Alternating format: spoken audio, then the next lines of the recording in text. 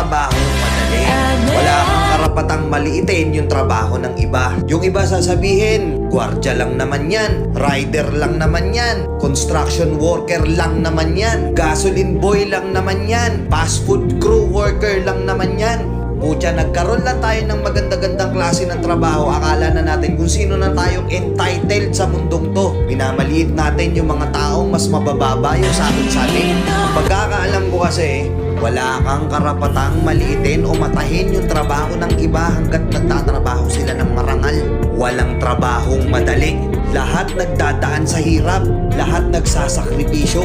Kaya kung iniisip mong porket maganda-ganda yung trabaho at malaki-laki yung sinasahod mo, mamaliitin mo na yung mga trabaho ng mga taong nagtatrabaho na mas maliit yung sahod sa'yo. Mag-isip-isip ka.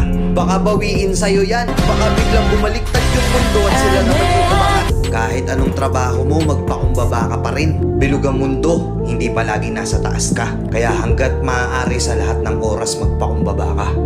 Diba? May kilala pa kayong ganito? Minsan na rin pa kayong nilait ng mga gantong klaseng tao?